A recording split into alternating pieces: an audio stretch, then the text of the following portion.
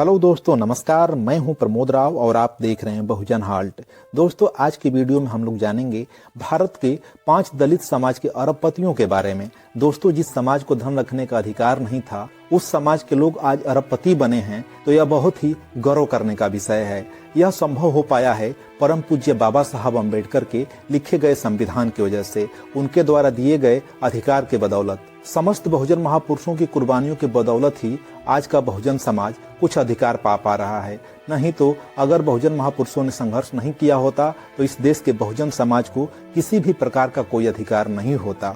तो दोस्तों, आज की वीडियो शुरू करने से पहले अगर आप हमारे YouTube चैनल से नए जुड़े हैं तो चैनल को जरूर सब्सक्राइब कर लीजिएगा, वीडियो को लाइक कर दीजिएगा, क्योंकि इसी प्रकार की वीडियो जो बहुजन समाज को जागरूक करने का काम करती है, वह वीडियो मैं आप लोगों के बीच में हमेशा लाता रहूंगा। आपके लाइक और कमेंट करने से हमारा मनोबल बढ़ता है। तो दोस्तों, आप लोगों से निवेदन है कि एक लाइक और एक कमेंट कर दीजिए और हम वीडियो में आगे बढ़ते हैं। सम्मानित साथियों, बाबा साहब ने एक सपना देखा था कि हमारा ये बहुजन समाज धनवान हो, हमारा बहुजन समाज शिक्षित हो, हमारा बहुजन समाज अपने अधिकारों को पहचाने, और उसके लिए उन्होंने बहुत ही सुंदर सा संविधान दिया था जो भारत में 26 जनवरी 1950 को लागू हो गया था। संविधान लागू हो जाने के बाद भी यह हम बहुजनों की अज्ञानता है कि हम पूर्ण रूप से संविधान को नहीं पढ़ पाए, संविधान के अधिकारों को नहीं जान पाए।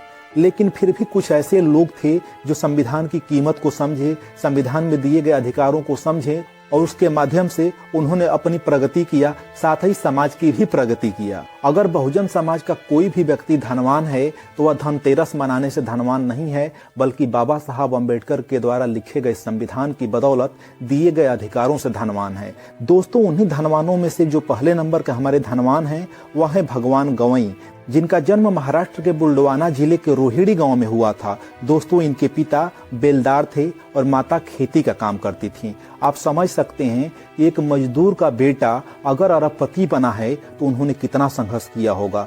भगवान गवई का जन्म जुलाई 1955 में हुआ था। इनके 3 भाई और 1 बहन थी।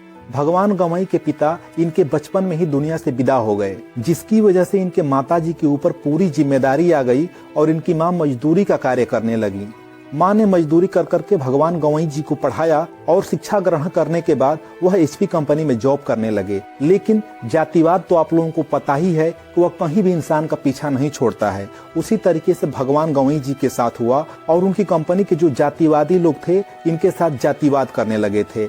जातिवाद से परेशान होकर के इन्होंने कुछ दिन बाद HP कंपनी को छोड़ दिया और उसके बाद एक अमेरिकन कंपनी में जॉब करने लगे। उसी अमेरिकन कंपनी में काम करते समय उनको यह आइडिया मिला कि मैं भी अपनी कंपनी डाल सकता हूं। इसके बाद वह अपनी पहली कंपनी डाल करके तेल का व्यापार करने लगे। अपनी कंपनी का नाम उन्होंने अपने बेटे के नाम पर रखा, जिनका नाम था सौरभ बनर्जी। कंपनी दिन प्रतिदिन तरक्की करने लगी तो उन्होंने रबड़, सल्फर, तेल सहित कई प्रकार की कंपनियां डाल दी और किसी समय में 100-200 रुपए की मजदूरी का कार्य करने वाले भगवान गवई देखते ही देखते अमीरों के लिस्ट में शामिल हो गए। दोस्तों, आज के जो दूसरे नंबर के हमारे धनवान हैं, जो बाबा साहब अम्बेडकर के संविधान को समझ करके, अपने अधिकार को समझ करके काम किया था, उनका नाम है राजा नायक। दोस्तों, इनका जन्म कर्नाटक में हुआ था। इनका जीवन फिल्मों से बड़ा प्रभावित था क्योंकि यह अमिताभ बच्चन के फैन थे। इन्होंने कहानी सुन रखी थी कि अमिताभ बच्चन जी इलाहाबाद के रहने वाले हैं और वह कामयाबी पाने के लिए मुंबई चले गए और मुंबई में जाकर के उन्होंने संघर्ष किया और वह कामयाब हो गए। उन्हीं से सीख लेकर के राजा नायक भी अपना घर छोड़ करके मुंबई चले गए और मुंबई में जा करके टी-शर्ट और चप्पल बेचने का काम करने लगे। कुछ दिन चप्पल और टी-शर्ट बेचने के बाद वह वापस बंगलौर चले आए और बंगलौर में भी आकर के वही काम करना शुरू कर दिए, टी-शर्ट और चप्पल बेचने लगे। फिर इसी बिजनेस को उन्होंने धीरे धीरे आगे बढ़ाया और खुद की कंपनी डाल दी। कंपनी दिन प्रतिदिन तरक्की करती गई और भारत के अरबपतियों के लिस्ट में यह शामिल हो गए। दोस्तों, हमारे तीसरे नंबर के जो दलित समाज के अरबपति हैं उनका नाम है राजेश सरैया। राजेश सरैया का जन्म उत्तर प्रदेश के सीतापुर के सरैया सैनी गांव में हुआ था। इनके पिता का नाम था नाथाराम। इनके पिता चाहते थे कि मेरा बेटा बड़ा आदमी बने। इनके पिता ने इनकी अच्छी शिक्षा के लिए देहरादून भेजा। देहरादून में पढ़ाई करने के बाद राजेश सरैया रूस चले गए और वहां से उन्होंने अपनी शिक्षा को पूरा किया और अपनी शिक्षा पूरी करने के बाद उन्होंने एक स्टील फैक्ट्री डाल दी जो यूक्रेन सहित कई देशों में व्यापार करने लगे।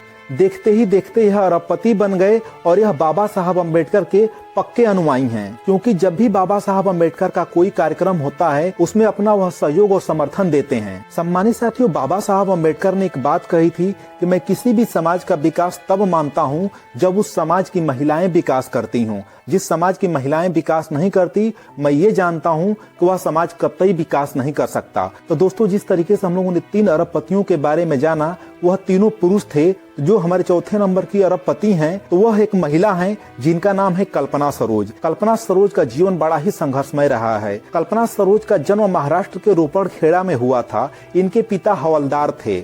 इनकी शादी 12 वर्ष की आयु में ही हो गई थी, लेकिन जो इनके ससुराल के लोग थे उनसे इनका सही सामंजस्य नहीं बन पाया, क्योंकि इनकी शादी कम उम्र में हुई थी। इसलिए इनका बहुत ही ज्यादा मानसिक शोषण किया जा रहा था, जिसकी वजह से वह परेशान होकर के अपने मायके वापस चली आईं। अपने गांव वापस आने के बाद भी गांव के लोगों के ताने सुनने पड़े, क्योंकि किसी भी लड़की की शादी हो जाने के बाद जब वो अपने मायके में रहने लगती है तो गांव के लोग ताना देने लगते हैं।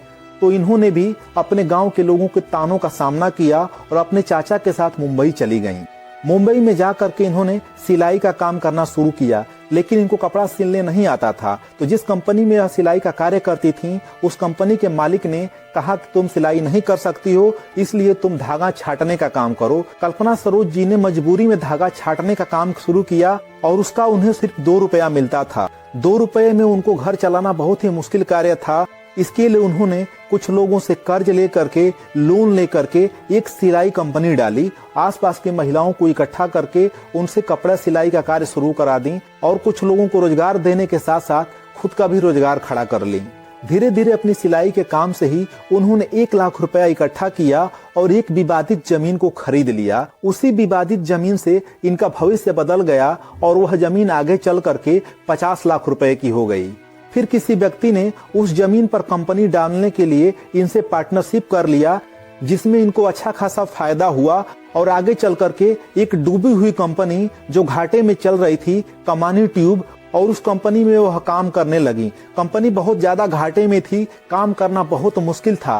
फिर भी उस कंपनी के लिए उन्होंने अपना सब कुछ दांव पे लगा दिया और 2006 तक सारे कर्जों को भर करके उन्होंने इस कंपनी को अपने नाम पर करा लिया। एक घाटे में चल रही कंपनी को फायदे में पहुंचा करके कल्पना सरोज अरबों की मालकिन बन गईं। 2013 में इनको पद्मश्री से सम्मानित भी किया गया। हमारे 5वें अरबपति हैं, इनका नाम है सुधीर राजभर। यह मुंबई में रहते हैं, लेकिन जब भी यह गांव जाते थे तो गांव के लोग जो जातिवादी मानसिकता के थे, जिनको नफरती चिंटू कहा जाता है, वो लोग सुधीर राजभर को उनकी जाति की वजह से चिढ़ाने का काम करते थे और उनको चमार चमार कह करके गालियां देते थे। सुधीर राजभर उनकी बातों से बहुत ही ज्यादा क्रोधित होते थे, चिढ़ते थे। इसके वजह से उन्होंने कसम खा लिया था कि चमार जाति को मैं एक ब्रांड बना दूंगा, और वह अपनी इस कसम को पूरा करने के लिए मुंबई में चमार ब्रांड नाम से एक कंपनी डाल देते हैं और चमड़े का कारोबार करना शुरू कर देते हैं। वह लेदर के पर्स, बेल्ट, बैग, तमाम चीजें लेदर की बनानी शुरू कर देते हैं। धीरे धीरे उनका कारोबार चल निकलता है। उनके द्वारा बनाए गए सामान सिर्फ भारत में ही नहीं बल्कि विदेशों में भी सप्लाई होने लगती है और वह एक छोटे व्यापारी से बड़ा बिजनेसमैन बन जाते हैं और उनकी कंपनी का नाम चमार ब्रांड मशहूर हो जाता है, जो देश से विदेश में गौरवान्वित महसूस कराता है। तो दोस्तों, हमारे इन 5 अरबपतियों के बारे में जान करके आपको कैसा लगा, कमेंट बॉक्स में कमेंट करके जरूर बताइएगा।